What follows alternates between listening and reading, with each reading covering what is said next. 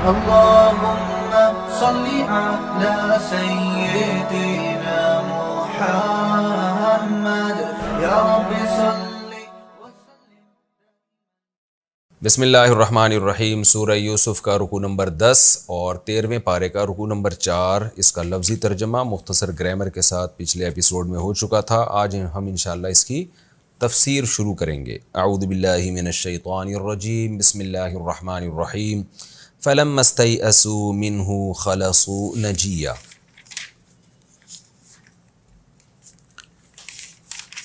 قرآن کہتا ہے کہ جب یوسف علیہ السلام کے بھائی مایوس ہو گئے، پچھلے رکوع میں تھا کہ انہوں نے بڑا اصرار کیا کہ آپ ہم میں سے کسی کو بنیامین کی جگہ رکھ لیں.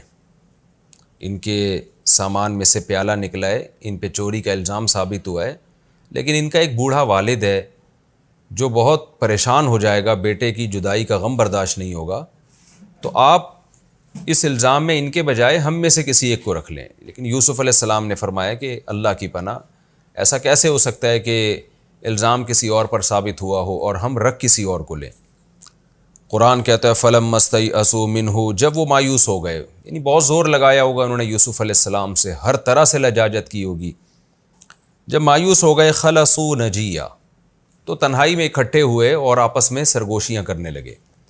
جیسے کہ ایسے موقع پہ ہوتا ہے جب انسان پریشانی میں آتا ہے تو سب مل کے کنارے پہ چلے جاتے ہیں اور بیٹھ کے سرگوشیاں کرتے ہیں، بھائی اب کیا کرنا ہے، کس مصیبت میں پڑ گئے ہم لوگ. قال کبیرہم، جو ان بھائیوں میں بڑا تھا، اس نے کہا الم تعلموا ان اباکم قد اخذ علیکم موثقا من اللہ. کہتے ہیں کہ مشورہ ان کا یہی ہوا کہ ہم سب واپس جاتے ہیں، اب کیا کر سکتے ہیں بھائی، یہ تو نہیں ہو سکتا نا کہ ہم سب یہیں رہ جائیں، تو ابا کو تو پھر اس سے اور بھی زیادہ غم ہوگا، اور پھر ہم کیسے معاشرے میں سروائیو کر پائیں گے. لیکن بڑے بھائی نے کہا کہ کیا تمہیں پتہ نہیں ہے کہ ابا تم نے ہمارے باپ نے کتنا مضبوط ایگریمنٹ ہم سے لیا تھا، اور ہم یوسف کے بارے میں بھی یہ غلطی پہلے کر چکے ہیں، تو لہذا اس نے اپنے بڑے ہونے کا فائدہ اٹھایا. اس نے کہا فلن ابرح الارض، میں تو اب مصر میں ہی رہوں گا، میرے پاس تو میں تو شرمندگی میں باپ کا سامنا کر ہی نہیں سکتا. حتیٰ یأذن لی ابی، جب تک میرا باپ مجھے معاف کر کے مجھے اجازت نہ دے دے، او یحکم اللہ لی، یا اللہ میرے بارے میں کوئی فیصلہ نہ کر دے، اللہ مجھے موت دے دے، یا کوئی اللہ کی طرف سے کچھ مقدر ہو جائے تو ٹھیک ہے، لیکن میں اپنے باپ کے چہرے کا اب سامنا نہیں کر سکتا. اللہ بہترین فیصلہ کرنے والا ہے، وہی کوئی فیصلہ کرے گا. ارجعوا الی ابیکم، تم لوگ جاؤ ابا کے پاس، تم لوگ ابا کے پاس جاؤ. فقولوا، اب ان کو دیکھیں بڑا سمجھا رہا ہے چھوٹوں کو نا کہ تم یہ بات جا کے کرنا، خود نہیں جا رہا کہ بھئی آپ ہی تو جا کے کر لو نا. یہ تو مصیبت میں ایسا ہی ہوتا ہے کہ جو بڑا ہوتا ہے وہ پھر کہتا ہے، وہ اپنے آپ کو پہلے تو بچاتا ہے. یہاں بھی یہی ہوا، اس نے کہا بھئی میں تو کیسے جاؤں، میرے پاس تو نہیں ہے، آپ جاؤ، آپ جا کے ابا کو یوں سمجھاؤ. فقولوا یا ابانا ان ابنک سرق، کہ آپ کے بیٹے نے چوری کی ہے. رہا مسئلہ کہ بیٹا کیسے چوری کر سکتا ہے، اتنا نیک بیٹا، تو بھائی ہمیں بھی تعجب ہے، لیکن وما شہدنا الا بما علمنا، ہم وہی بات کہہ رہے ہیں جو ہم جانتے ہیں. وما کننا للغیب حافظین، رہا مسئلہ یہ کہ آپ نے جو ہم سے مضبوط عہد لیا تھا تو ہمیں غیب کا پہلے سے علم تو نہیں تھا، ہمیں کیا پتا تھا کہ یہ ہو جائے گا، تو ہم نے تو ظاہری لحاظ سے جو آپ سے ایگریمنٹ کیا تھا کہ ہم بنیامین کو لے کر آئیں گے، ہم اس میں برحق ہیں، اب ہمیں نہیں پتا تھا کہ یہ بھی ہو سکتا ہے. واسأل القریۃ التی کنا فیہا، آپ آئیں مصر میں اس بستی سے پوچھیں جس میں ہم تھے. ظاہر ہے یہ تو مشکل تھا، یعقوب علیہ السلام اس بڑھاپے میں کہاں جاتے، لیکن ایسے موقع پہ انسان یہی کہہ سکتا ہے نا کہ بھئی میں تو یہی کہہ سکتا ہوں، آپ خود آ کے اب تفتیش کر سکتے ہیں تو کریں. واسأل القریۃ التی کنا فیہا، آئیں اس بستی میں آ کے پوچھیں جہاں ہم تھے مصر میں، وہ لوگ آپ کو بتائیں گے کہ بنیامین کے جو ہے اس پہ چوری ثابت ہوئی ہے. والعیر التی اقبلنا فیہا، جن قافلوں میں ہم آئے ہیں ان قافلے والوں سے پوچھ لیں.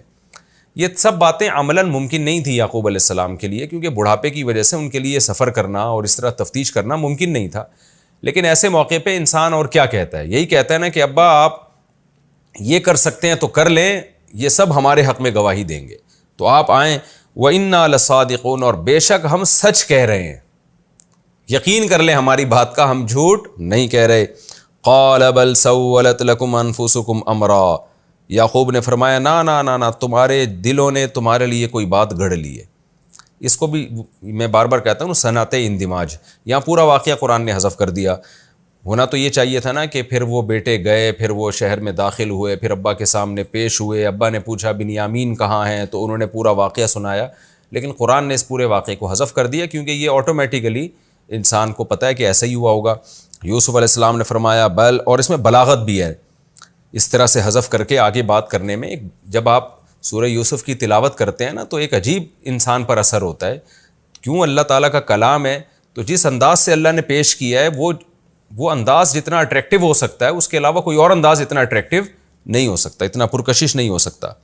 قال بل سولت لکم انفسکم امرا، یعقوب علیہ السلام نے فرمایا نا نا نا نا نا، بلکہ تمہارے نفسوں نے تمہارے لیے کچھ معاملہ گھڑ لیا ہے. اب نئی کہانی بنا دی ہے تم لوگوں نے، جیسے پہلے بنائی تھی یوسف کے بارے میں، اب کچھ اور نئی کہانی بنا دی ہے. فصبر جمیل، یعنی فلیا صبر جمیل، اب میرے لیے جیسے پہلے صبر کے علاوہ کوئی آپشن نہیں تھا، اب بھی کوئی آپشن نہیں ہے میرے پاس، کچھ بھی نہیں کر سکتا میں. فصبر جمیل، میں ایسا صبر کروں گا جس میں کوئی شکایت نہیں ہوگی. عسى اللہ ان یأتینی بہم جمیعا، مجھے اللہ سے امید ہے کہ ان سب کو لے آئے گا اللہ، بڑے والے کو بھی لے آئے گا اور یوسف کو بھی اور بنیامین کو بھی. میں بار بار جب یہ آیتیں پڑھتا ہوں میں سوچتا ہوں خدا کی قسم اولاد کتنی بڑی نعمت ہے. یہ کس کمبخت نے پتہ نہیں 2 بچوں میں لگا دیا آج مسلم امہ کو. یعقوب علیہ السلام اپنے سارے بچوں پہ کیسا فخر کر رہے ہیں. جمیعہ کا مطلب سب کو لے آئے گا اللہ تعالیٰ. انسان کو کے لیے نا اللہ نے اولاد سے زیادہ محبوب چیز کوئی نہیں بنائی ہے، اور اسی میں آپ بخل سے کام لے کے کم ہوں. سب سے بڑا گفٹ جو اللہ نے انسانوں کے لیے رکھا ہے، انسان چاہ رہا ہے کہ وہ گفٹ مجھے کم ملے. پیغمبر کبھی مال پہ نہیں روئے ہیں، کبھی مال کی ہوس نہیں. اکثر پیغمبر غریب اور مسکین گزرے ہیں. اولاد کا کیسا درد ہے یعقوب علیہ السلام کو، اس سے کیسی امیدیں ہیں اولاد سے. یہ سب چیزیں سوچنے کی ہیں کہ ہم نیچر سے ہٹ رہے ہیں. ہمیں جو کفر ہے نا، جنہوں نے یہ تحریکیں چلائی ہیں 2 بچے ہی اچھے، ظاہر ہے تو غیر مسلموں سے آئی ہیں، انہوں نے ہمیں ہماری نیچر سے ہٹا دیا ہے، ہماری خوشیاں ہم سے چھین لی ہیں. تو کیسی بدبختی کی بات ہے. کبھی کبھار مجھے لگتا ہے جو فیملی پلاننگ کے خلاف اتنا بولتا ہوں، یا تو ساری دنیا پاگل ہو گئی ہے، شاید میں پاگل ہو گیا ہوں. تو یا تو مجھے آ کے کوئی قائل کر لے تو میں یہ باتیں کرنا چھوڑ دوں. اور ایسا معاشرے میں پاگل ہوئے ہیں لوگ، علماء اس سے متاثر ہو گئے ہیں. علماء نسلیں روک رہے ہیں کہ نہیں جی یہ ہو جائے گا تو فلانا ہو جائے گا، ڈمکانا ہو جائے گا. تو عجیب قسم کی کہانی ہے جو ایسا فطرت کے خلاف زہر گھول کے پلا دیا ہے کہ سارے ہی سب کی زبان پر ایک ہی بات ہے کہ نہیں جی زیادہ ہوں گے تو پلیں گے نہیں. مختلف نعرے ہیں، مختلف جو ہے نا وہ نتیجہ سب کا یہی ہے کہ نسل روکو. اور اس کے لیے جو دلائل تراشے جا رہے ہیں وہ ہر آدمی نے مختلف. کوئی کہہ رہا ہے پڑھائی مکمل نہیں ہو سکے گی، بچوں کی ایجوکیشن کا مسئلہ ہوگا، کوئی کہہ رہا ہے تربیت کا مسئلہ ہوگا، کوئی کہہ رہا ہے عورت کی صحت کا مسئلہ ہوگا. نتیجہ سب کا یہی ہے کہ نسل روکو. تو کسی بھی لیبل سے آپ روکتے ہیں نسل، یہ سب نیچر کے بھی خلاف ہے، قرآن و سنت کے بھی خلاف ہے، اور اپنے پاؤں پر آپ خود ہی کلہاڑا مار رہے ہیں. بہرحال یعقوب علیہ السلام نے فرمایا فصبر جمیل عسى اللہ ان یأتینی بہم جمیعا، مجھے امید ہے اللہ ان سب کو واپس لے آئے گا. انہ هو العلیم، وہ جاننے والا ہے، الحکیم، اور حکمت والا ہے. وہ ہم سب کے حالات بھی جانتا ہے. اور حکمت والا کا مطلب یہ کام سارے الٹے سیدھے ہو رہے ہیں لیکن مجھے پتہ ہے جو رب ہے وہ حکمت والا ہے، اس میں میری کوئی خیر خواہی ہوگی، میری بہتری ہوگی، اس کا کوئی کام حکمت سے خالی نہیں ہے. یہاں یہ سوال پیدا ہوتا ہے یوسف علیہ السلام کو، یعقوب علیہ السلام کو، یہ امید کیسے ہو گئی کہ اللہ سب کو لے آئے گا؟ تو امید کیسے؟ تو اس کا جواب یہ ہے کہ یوسف علیہ السلام نے جو خواب دیکھا تھا نا، اس سے یعقوب علیہ السلام کو ایک امید قائم تھی کہ اللہ میرے بیٹے کو ضائع نہیں کرے گا، کیونکہ اگر اس نے ضائع کرنا ہوتا تو ایسا اچھا خواب کیوں دکھاتا. تو کچھ کام اللہ لے گا لیکن اللہ مجھے آزمائشوں میں ڈال رہا ہے.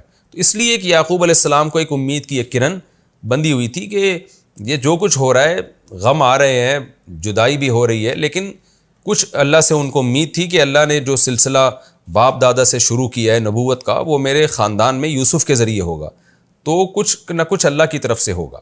یہاں بھی آپ دیکھیں جو نیگیٹو سوچ رکھنے والے لوگ ہوتے ہیں نا، وہ ایسے موقع پہ نیگیٹیوٹی کا شکار ہو جاتے ہیں. وہ کیا کہتے ہیں کہ یار خواب تو بڑا اچھا آیا تھا، اس سے تو لگ رہا تھا کہ بہت اچھا ہو جائے گا، لیکن حالات سے لگ رہا ہے کہ اللہ نے ہمیں معاذ اللہ غلط خواب دکھایا تھا، اور اللہ تعالیٰ کہتا کچھ ہے اور کرتا کچھ ہے.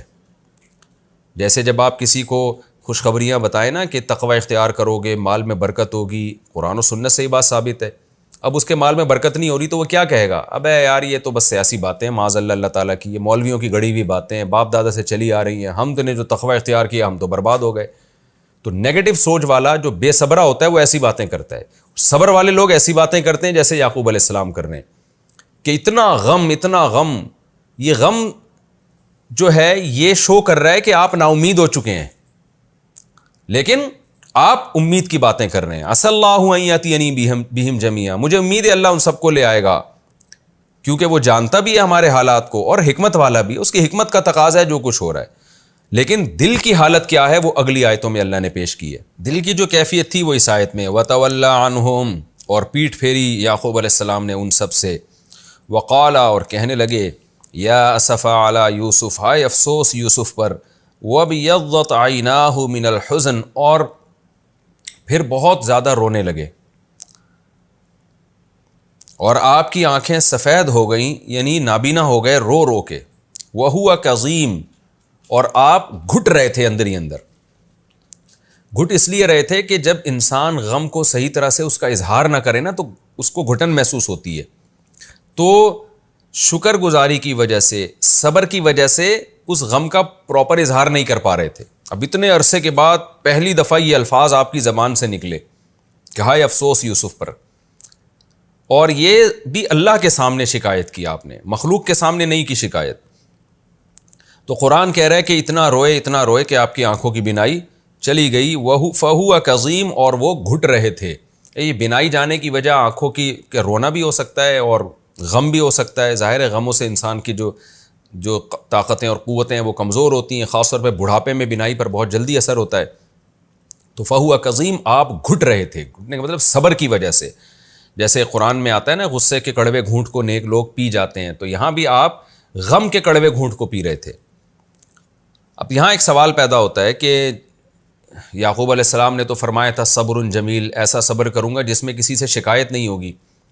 تو یہاں تو آپ شکایت کر رہے ہیں، زبان سے بھی کر رہے ہیں یا اسفا علی یوسف. اس اشکال کا جواب آگے یعقوب علیہ السلام خود ہی دیں گے.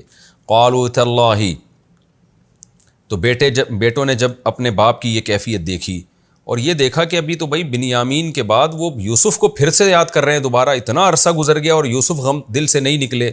قالوا تاللہ، کہنے لگے اللہ کی قسم، تفتأ تذکر یوسف، آپ تو یوسف کو مسلسل یاد کرتے رہو گے، حتیٰ تکون حرضا، یہاں تک کہ آپ شدید بیمار ہو جاؤ، یعنی جان کی ہلاکت کے قریب پہنچ جاؤ یا ہلاک ہی ہو جاؤ آپ. مطلب یہ کہ انہوں نے ایک اشکال ظاہر کیا کہ اتنا پرانا غم آپ ابھی تک لے کے بیٹھے ہوئے ہیں، تو آپ تو کہیں آپ کی موت واقع نہ ہو جائے. یہاں بھی ایک سوال ہوتا ہے کہ اصل میں تو بنیامین کا غم تھا، تو یوسف علیہ السلام کو ایسے موقع پہ یاد کیوں کیا؟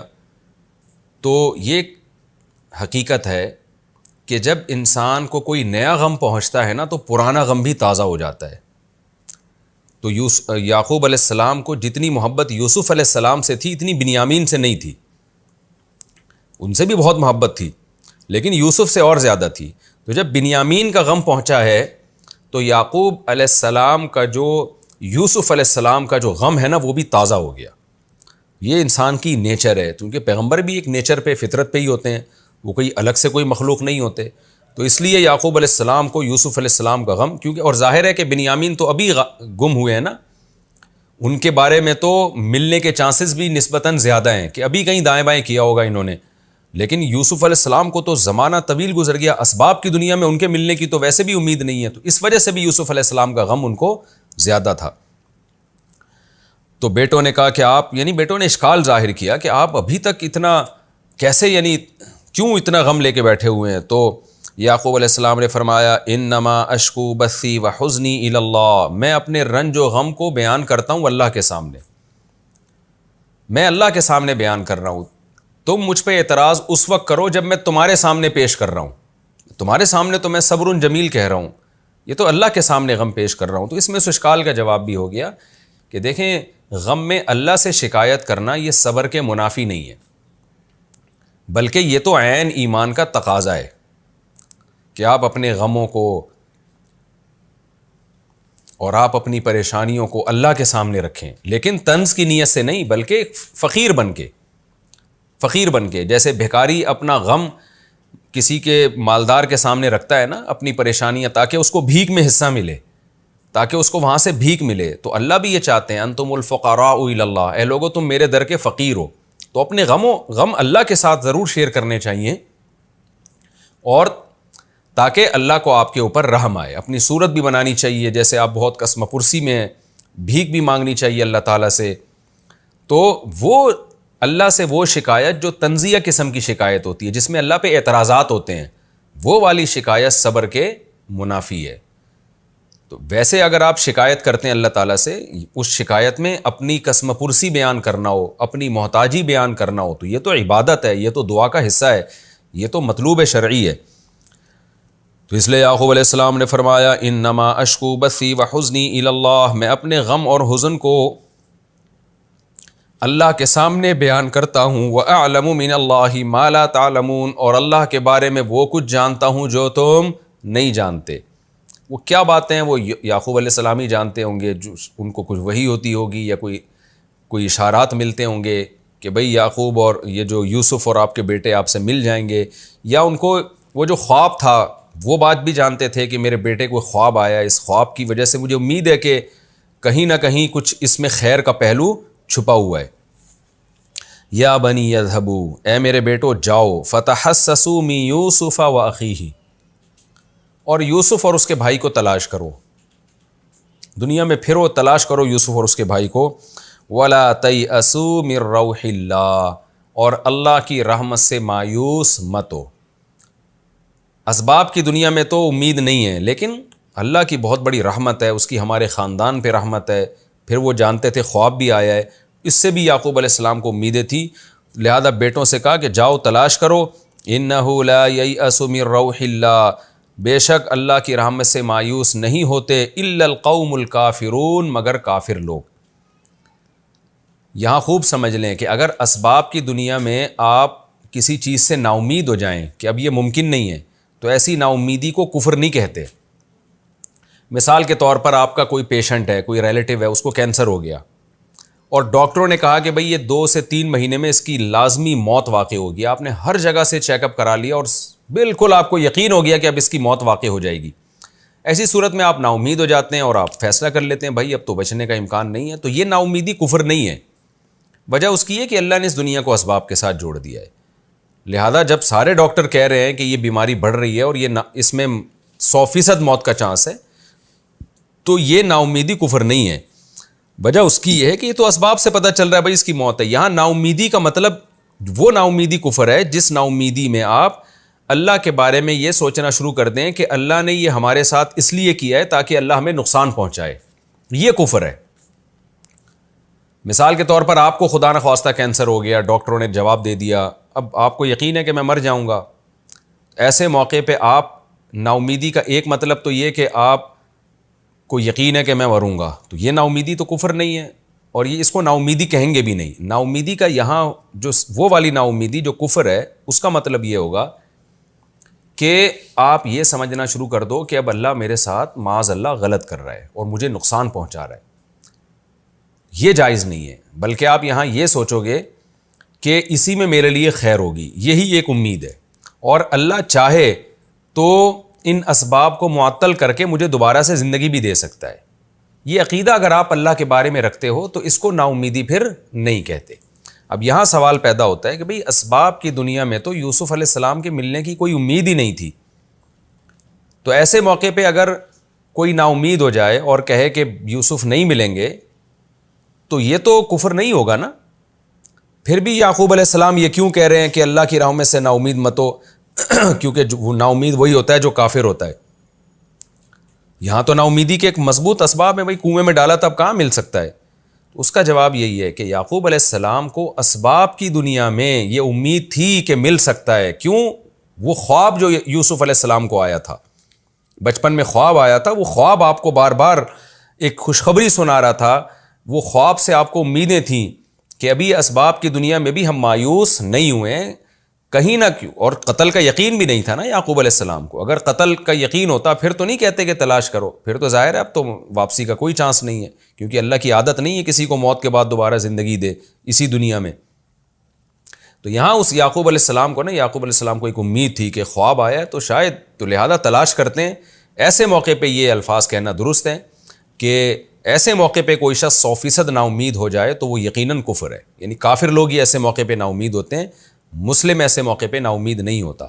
تو اصول اور ضابطہ یہ ہوا کہ جب اسباب کی دنیا میں بالکل ناکام ہو جائیں اور کسی چیز کے اسباب بالکل ختم ہو جائیں تو ایسے موقع پہ یہ فیصلہ کر دینا کہ اب یہ کام نہیں ہو سکتا, یہ وہ نا امیدی نہیں ہے جو کفر کے زمرے میں آتی ہے. ہاں اسباب دونوں طرف ہوں تو ایسے موقع پہ کافر چونکہ خدا کے وجود پر یقین نہیں رکھتا وہ فوراً نا امید ہو جاتا ہے, وہ کہتا ہے یار اب نہیں ہونے والا. مسلمان چونکہ اللہ کے وجود پر یقین رکھتا ہے تو اس کو پتہ ہے کہ یار اگرچہ زیادہ تر اسباب ناکامی کی طرف جا رہے ہیں لیکن کچھ نہ کچھ آپشن اللہ نے میرے لیے کامیابی کا بھی رکھا ہے, تو وہ کامیابی والے آپشن کو ترجیح دیتا ہے کہ بھئی اللہ غفور رحیم ہے, وہ اپنے بندوں پر مہربان ہے, تو ہمیں اس سے امید ہے کہ انشاءاللہ ہمارے حق میں وہ نتیجہ اچھا نکالے گا. یہ مفہوم ہے اس آیت کا.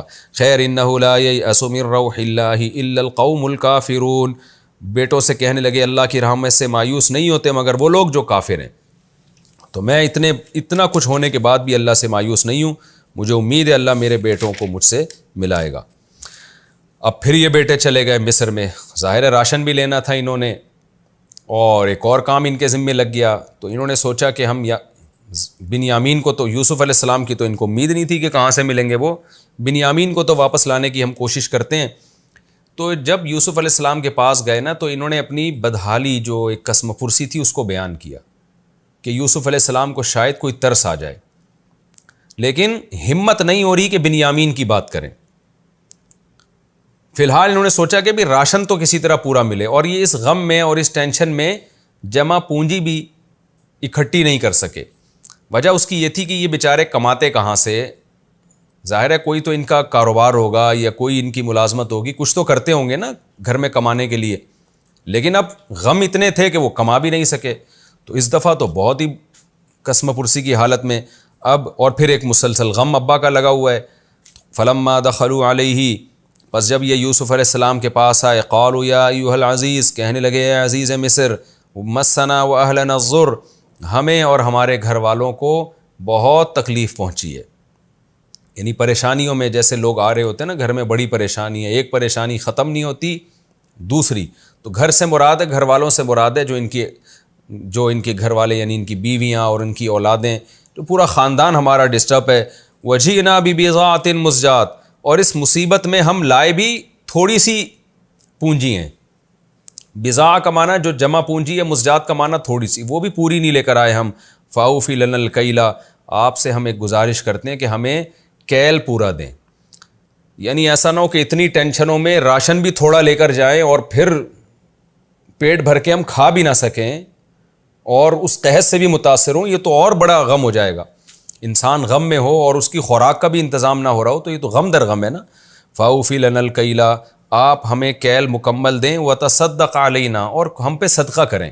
یہاں صدقے سے مراد یہ نہیں ہے کہ الگ سے خیرات ہم کو دیں, مطلب یہ ہے کہ یہ تھوڑی آمدن میں پورا راشن دے دیں, یہی صدقہ ہے. اب آپ سوچئے کہ پیغمبر کی اولاد ہو, ان میں تو ایک خودداری بہرحال ہوتی ہے, انبیاء میں تو جیسے ابراہیم علیہ السلام میں سخاوت تھی, تو یہ تو نسلوں میں آتی ہیں یہ چیزیں, یہ تو بلڈ سے منتقل ہوتی ہیں یہ چیزیں. تو ان کے لیے اپنی حاجت کو ظاہر کرنا اس وقت کتنا مشکل کام ہوگا. جو کم خاندان کے لوگ ہوتے ہیں نا, ان کو تو بھیک مانگنے میں مزہ آتا ہے, ان کو تو یہ کہنے میں مزہ آتا ہے کہ آپ ہم پر احسان کریں. لیکن جو اعلیٰ خاندان کے لوگ ہوتے ہیں, ان کی زبان سے یہ جملہ نکلنا کہ ہم محتاج ہیں اور آپ ہماری مدد کریں, یہ بہت مشکل جملہ ہے. اس لیے یوسف علیہ السلام کے بھائیوں کا اس وقت جو یہ انداز تھا نا, وہ یوسف علیہ السلام سمجھ رہے تھے کہ ان پہ کیا قیامت گزر رہی ہے یہ الفاظ زبان سے نکالتے ہوئے. تو کیا کہہ رہے ہیں, اے عزیز, ہمیں اور ہمارے گھر والوں کو بڑی مصیبت پہنچی ہے اور ہم تھوڑی سی جمع پونجی لے کر آئے ہیں. آپ سے گزارش یہ ہے کہ آپ ہمیں ہمارے حصے کا راشن پورا دیں اور ہم پر احسان کریں. ان اللہ یجزی المتصدقین, اللہ احسان کرنے والوں کو بہترین بدلہ عطا فرماتا ہے. دیکھیں ان بھائیوں کو یہ معلوم نہیں تھا کہ یہ عزیز مصر مسلمان ہے, لیکن کافر کو بھی یہ کہا جا سکتا ہے کہ اللہ احسان کرنے والوں کو اچھا بدلہ دے سکتا ہے. ان کو نہیں پتہ تھا یہ مسلم ہے کافر ہیں, لیکن انہوں نے یہ بات اس لیے کہی ہے، یہ مسلم ہے یا غیر مسلم ہے، بھائیوں کو تو نہیں پتا تھا، غالب تو یہی تھا کہ عزیز مصر ہے، تو اس وقت تو مصر میں اسلام نہیں پھیلا تھا، تو وہ یہی ان کے ذہن میں یہی تھا. شرعاً یہ جائز ہے کہ آپ کسی غیر مسلم کو دنیا کی حد تک، کہ بھائی غیر مسلم اگر کسی پر احسان کرے گا تو دنیا کی حد تک اس کو دعا دی جا سکتی ہے، اور اللہ غیر مسلم کے نیک عمل کا بدلہ دنیا میں دے دیتے ہیں. تو اس لیے انہوں نے کہا یجزی المتصدقین، اللہ صدقہ کرنے والوں کو بدلہ دیتا ہے، یعنی خدا اس کا دنیا میں آپ کو نعم البدل دے گا. جب یوسف علیہ السلام نے دیکھا نا کہ بھئی یہ تو بہت ہی قسم پرسی کی حالت میں ہے، تو مفسرین نے لکھا ہے کہ یہاں یوسف علیہ السلام سے رہا نہیں گیا، یعنی وہ بھی ایک اپنے بھائیوں کے اس غم کو اور باپ کے اس غم کو سن کے بہت زیادہ پریشان ہو گئے اور ان سے رہا نہیں گیا. انہوں نے سوچا کہ اب میں اپنی صورتحال ان کو بتا دیتا ہوں. قال هل علمتم، اچھا یوسف علیہ السلام نے یہاں یہ فوراً یہ نہیں کہا کہ میں تمہارا بھائی ہوں، بلکہ ڈائریکٹ بتایا کہ دیکھو تم نے کیا تھا اور اس کے نتیجے میں تمہارے ساتھ ہو کیا رہا ہے خدا کی طرف سے، تاکہ ان کو سبق ملے. کہنے لگے حل علمتم، کیا تمہیں پتہ ہے ما فعلتم بیوسف واخیہ، کہ تم نے یوسف اور اس کے بھائی کے ساتھ کیا کچھ کیا ہے. بھائی کے ساتھ جو کچھ گھر میں کرتے رہے وہ سب باتیں مراد ہیں. وہ کیا کرتے رہے قرآن میں اس کی تفصیل نہیں ہے، بہرحال حسد تھا تو ٹارچر کرتے ہوں گے. اور یوسف علیہ السلام کے ساتھ جو کیا وہ تو قرآن نے بیان کر دیا. حل علمتم ما فعلتم بیوسف واخیہ، تمہیں پتہ ہے تم نے کیا کیا تھا یوسف اور اس کے بھائیوں کے ساتھ. اذ انتم جاہلون، جب تم ناسمجھ تھے. یہاں جاہل کا اردو والا ترجمہ نہیں ہوگا جب تم جاہل تھے، جہالت ناسمجھی کو کہتے ہیں. تم نے ناسمجھی میں جب تمہیں شعور نہیں تھا کہ کیا کرنے جا رہے ہو، اس کا انجام کیا ہوگا، تو اس وقت تمہیں یاد ہے تم نے کیا کیا تھا یوسف اور بھائیوں کے ساتھ. اب بھائی ایک دم پریشان ہو گئے کہ یہ بات تو یوسف کے علاوہ کسی کو معلوم نہیں ہے کہ ہم نے یوسف کے ساتھ کیا کیا تھا. اور ظاہر ہے جب یوسف علیہ السلام کو دیکھتے ہوں گے تو کچھ شباہت بھی تو بھائی کی محسوس ہوتی ہوگی نا، بات چیت سے بھی اور چہرے سے بھی، اور چہرے میں جو رونق تھی اور بے پناہ حسن تھا، تو ان کو کنفیوژن تو پہلے سے ہی تھی کہ یہ تو ہمارا بھائی لگ رہا ہے. لیکن وہ یہ سوچ بھی نہیں سکتے تھے کہ جس بھائی کو ہم نے کنویں میں ڈالا اللہ اس کو مصر میں عزیز بنا دے گا. لیکن جب یہ بات انہوں نے کہی تو ان کو یقین ہو گیا کہ یہ تو واقعی یوسف ہیں جو ہمارے بھائی ہیں. فوراً کہنے لگے قالوا اِنَّكَ لَأَنْتَ یوسف، کیا آپ یوسف ہیں، کیا واقعی آپ یوسف ہیں. حالانکہ یوسف علیہ السلام نے یہ نہیں پوچھا تھا کہ میں یوسف ہوں یا نہیں ہوں، انہوں نے تو پوچھا تھا تم بتاؤ تم نے بھائی کے ساتھ کیا کیا ہے. لیکن فوراً وہ حیران ہو گئے کہ یہ بات تو یوسف ہی جانتے ہیں، لہذا انہوں نے پوچھا کہ کیا آپ یوسف ہیں. قال انا یوسف، یوسف علیہ السلام نے فرمایا ہاں میں یوسف ہوں، وہذا اخی، اور یہ میرا بھائی ہے. یہ اس لیے اضافہ کر دیا تاکہ پتہ چلے یہ میں وہی والا یوسف ہوں جس کو تم نے کنویں میں ڈالا تھا، اس نام کا کوئی دوسرا آدمی نہیں ہوں، وہ یوسف جس کا میں بھائی ہوں. وہذا اخی، اور یہ میرا بھائی ہے.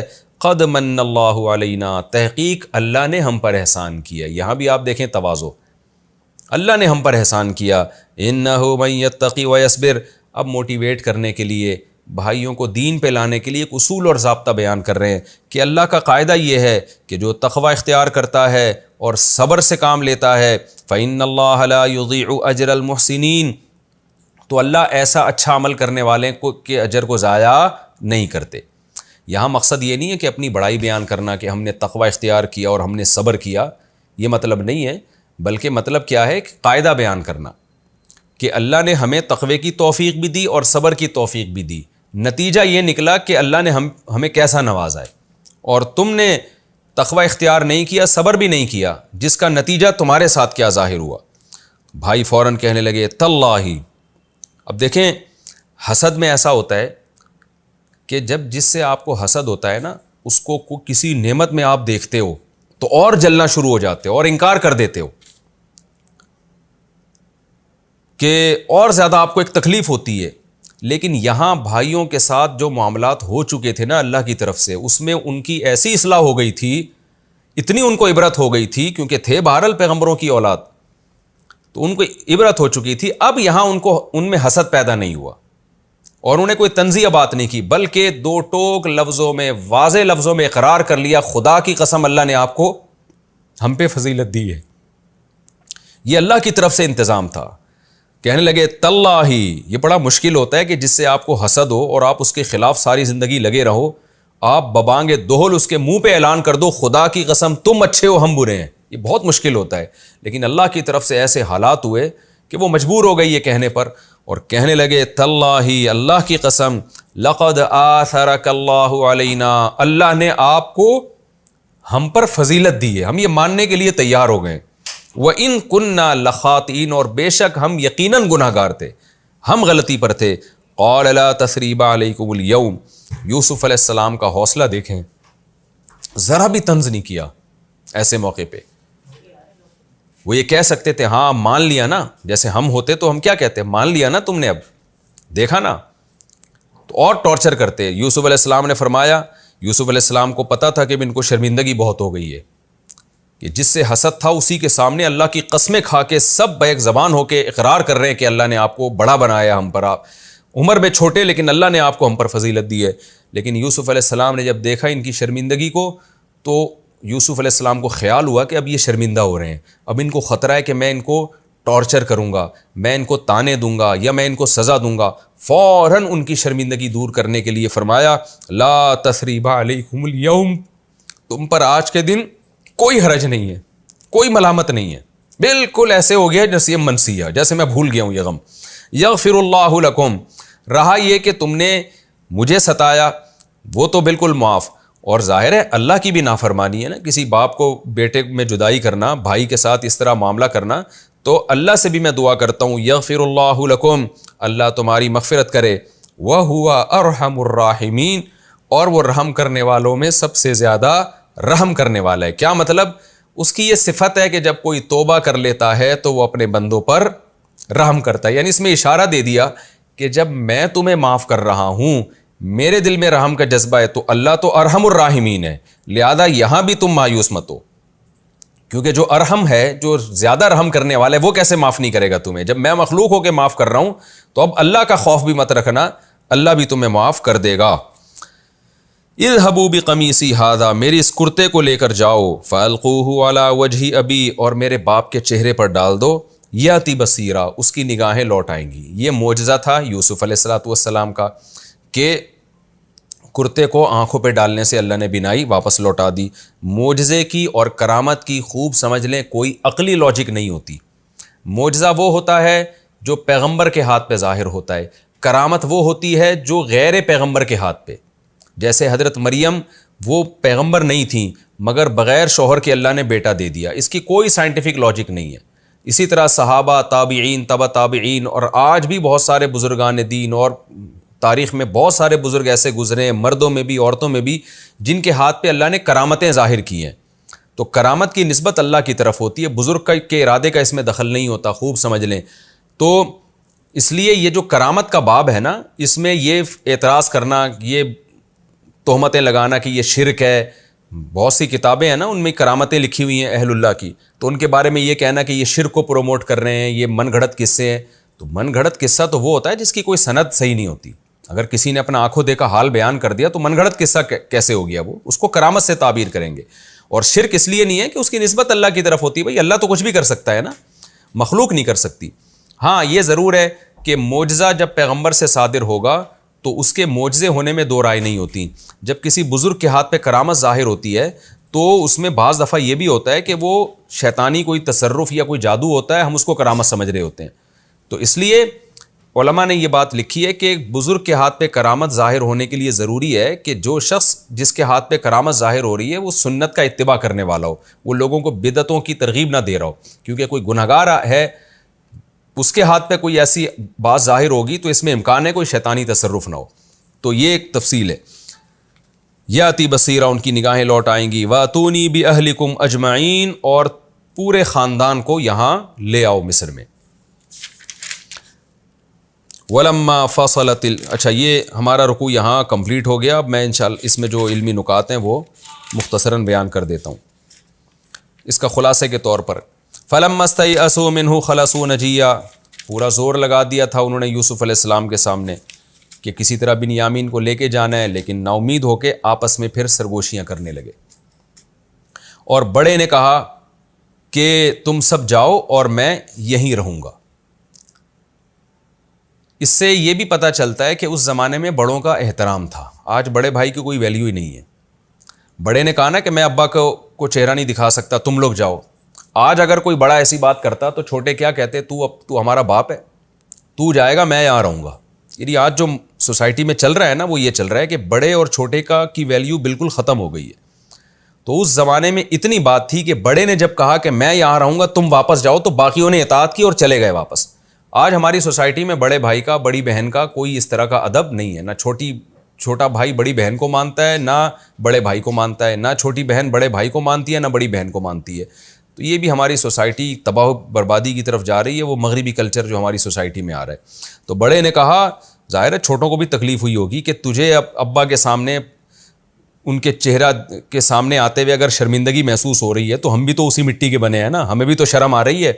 تو پھڈا ہو جانا چاہیے تھا کہ ایک کہتا میں نہیں جاؤں گا تو جا, دوسرا کہتا ہے میں نہیں جاؤں گا تو جا. لیکن ایسا کوئی پھڈا نہیں ہوا. بڑا تھا تو مجبور تھے سب اس کی بات ماننے پر کہ بھئی بڑے نے آرڈر کیا ہے تو چھوٹے جائیں گے. اس سے اس قوم کے خاندانی ہونے کا اور جو ایک سوسائٹی میں بڑوں کا احترام تھا اس کا بھی بہرحال ایک پتہ چلتا ہے. دوسری بات یہ کہ یعقوب علیہ السلام نے جب وہ بیٹے آئے اور انہوں نے کہا بنیامین نے چوری کی اور پکڑ لیا اس کو وہیں پر, تو یعقوب علیہ السلام نے سنتے ہی کہہ دیا بل سولت لکم انفسکم امرا, تم نے کوئی بات گھڑ لی ہے.